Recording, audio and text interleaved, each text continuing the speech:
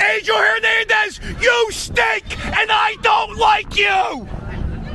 This is the Baseball Rewind podcast. We have finally made it to episode 2. Yes, episode 2 of this second season. Welcome to the show. My name's Wyatt Buameyer. And I'm Charlie Jacobs. That's right, Wyatt. We're already powering through this reboot season, and we have a really great and pretty funny episode planned for today. Well, for today's episode, we're going to change things up a bit. You know, we've pretty much been primarily focused on baseball, but today we're going to mix it up as we're going to talk about the fans of our beloved American sports. That's right, Wyatt. It might seem a little weird to talk about fans, but without the fans, there's no sports. And there are also some very notorious fans that we need to break down here today. I like the sound of that. Let's get started. So our first notorious fan that needs attention today is Marlins man. You know what? I'm 58 years old. I've been working since I was 18. I got 40 years I've been working, and I've spent my money the last few years on sporting events because I don't have to pay for a wife and kids. I don't have that overhead, and I was lucky I came from a successful family, and I have real estate property owned, and so I have the money to do that.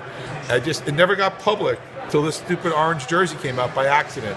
Otherwise, I was here at the World Series in 2003. From the outside, you'd expect someone called Marlins man to be a Marlins fan, especially when he's from Miami. That's right, Wyatt. Now, his real name is actually Lawrence Levy, and he's the owner of a workers' rights compensation firm, which means he is a lawyer, and obviously that means he's pretty wealthy. Oh, no wonder he can afford to go to all those games. That's right. Chances are, if you're watching any big national sporting event, whether it be basketball or his classic baseball, you'll see a man in all orange Marlins gear. That's, of course, Marlins man. You might recognize the signature visor. I would call it a visor. The signature visor or the jersey. He's known as the Marlins man, always wearing the jersey of his hometown baseball team, no matter where he goes, including the 150 baseball games he's been to this year. It might seem like a lot of fun, but it's also serious for him. He's trying to build his own personal team of believers before his time runs out. His passion and generosity seemingly come from a bottomless well. We saw him give this guy a $100 bill just to fix his phone. Go get a new screen. No, don't. Okay, but don't tell anybody. All right, give me a hug.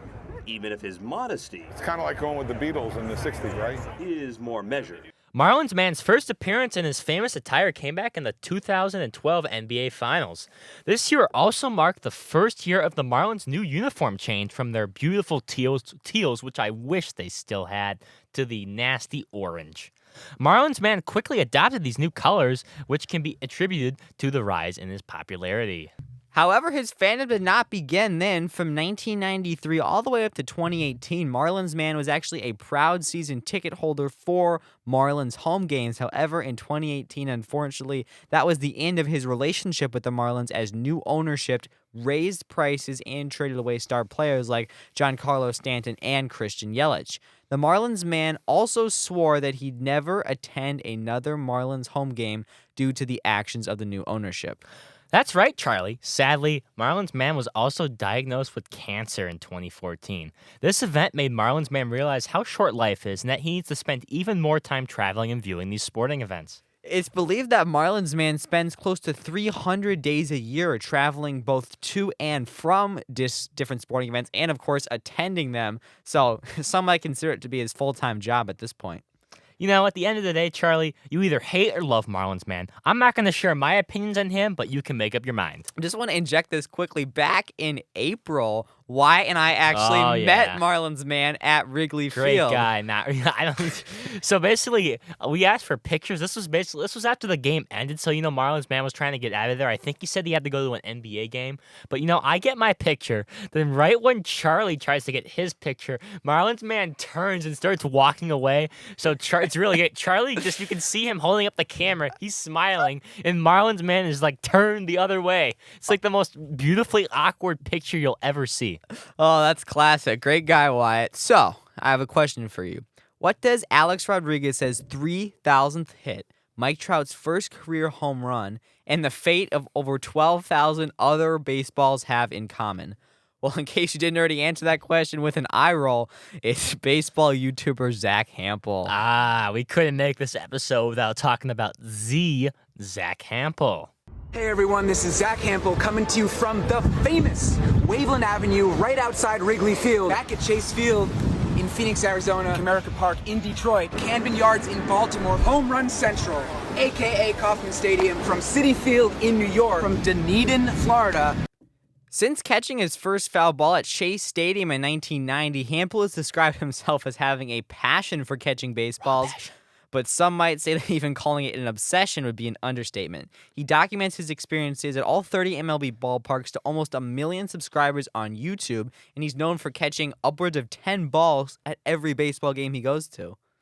However, unfortunately, Hampel has been the subject of some recent controversy.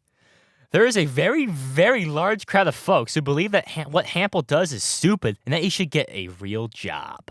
These people also believe that Hampel steals balls and tackles little kids. I know, that's a very large accusation right there. Did you see that goofball Zach Hampel? He's knocking over children. Be careful, Leaky. He might hurt you. Be careful. Everyone be careful. Zach Hampel's here today. Yeah, he is. Yeah, I know. Be careful. He might knock you over. You're a child. Hide your children.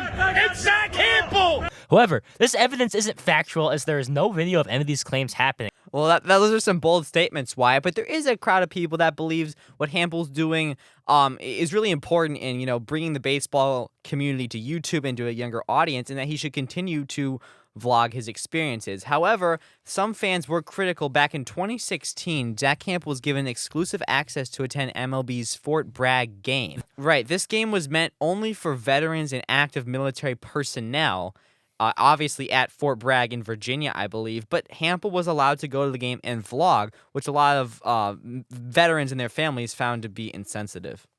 Well, that's right, Charlie. Many people may dislike Hampel for his actions, but there is still a very, very large percentage of people that still love his content. After all, Zach has close to about 650K subscribers on YouTube. Right, so to switch things up, let's look at our final fan today, who is the Philly captain.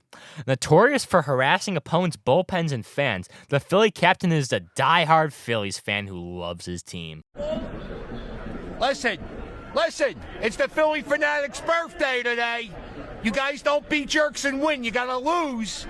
He's 44 years old. And I know you guys are jealous because I couldn't even tell you who your mascot is. Who's your mascot? He's 44. He stinks, and the Philly Fanatic is so much better. 44. Yeah. So lose. Just lose. Thank you.